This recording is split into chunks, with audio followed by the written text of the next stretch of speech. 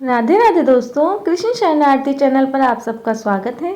आज की वीडियो में हम आपको बताएंगे मोक्षदा एकादशी 2025 में कब है, इसका शुभ मुहूर्त, पारण का समय, पूजा विधि और महत्व। चलिए फिर शुरू करते हैं। मोक्षदा एकादशी, जिसे गीता जयंती भी कहा जाता है, हिंदू धर्म में अत्यंत महत्वपूर्ण मानी जाती है। यह एकादशी माघ के शुक्ल पक्ष की 11वीं तिथि को आती है। इस दिन भगवान विष्णु की पूजा के साथ साथ श्रीमद् भगवद गीता का भी पाठ करना विशेष फलदायी होता है। मान्यता है कि इस दिन व्रत करने से पापों का नाश होता है और मोक्ष की प्राप्ति होती है। इस दिन अर्जुन को भगवान श्री कृष्ण ने श्रीमद् भगवद गीता का उपदेश दिया था, जिससे इसे गीता जयंती के रूप में भी मनाया जाता है। मोक्षा एकादशी की तिथि और शुभ मुहूर्त। एकादशी तिथि प्रारंभ होगी 30 नवंबर 2025 रात 9:29 पर। तिथि की समापन होगा 1 दिसंबर 2025 शाम 7:01 पर।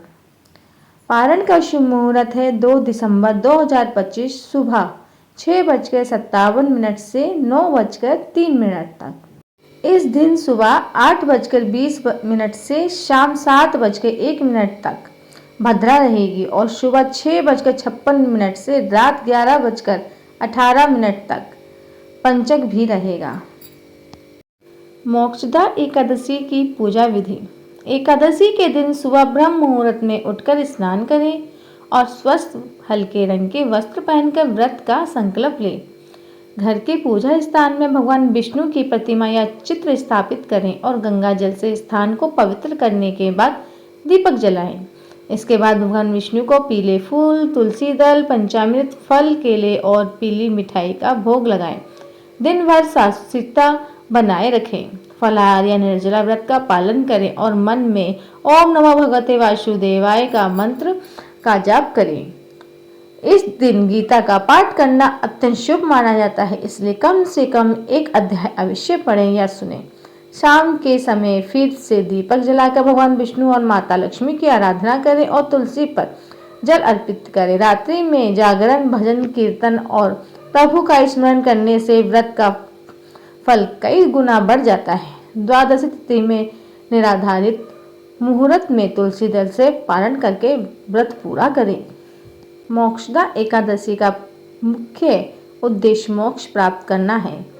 शास्त्रों के अनुसार इस व्रत को करने से व्यक्ति के पाप समाप्त होते हैं और उसे मृत्यु के बाद वैकुंठ धाम की प्राप्ति होती है।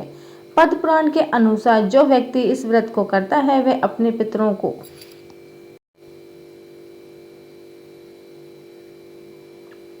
मुक्ति प्रदान करता है। यह व्रत आत्मा को शुद्ध करता है और जीवन में सकारात्मकता लाता है। इस दिन गीता का पाठ करने का विशेष महत्व है। इसमें भगवान श्री कृष्ण द्वारा जीवन और धर्म के सिद्धांतों का वर्णन किया है। इसे पढ़ने से व्यक्ति को अपने कर्मों और धर्म के प्रति जागरूकता मिलती है। मान्यता है कि इस दिन व्रत करने से मुक्त मनुष्य को वही फल प्राप्त होता है जो अश्वमेध यज्ञ करने से मिलता है। दान, भक्ति और संयम के साथ इस एकादशी का पालन करने से व्यक्ति को आध्यात्मिक शांति और वैकुंठ धाम की प्राप्ति होती है। आज की जानकारी यहीं पर समाप्त करते हैं। फिर मिलेंगे नई वीडियो में नई जानकारी के साथ। राधे राधे।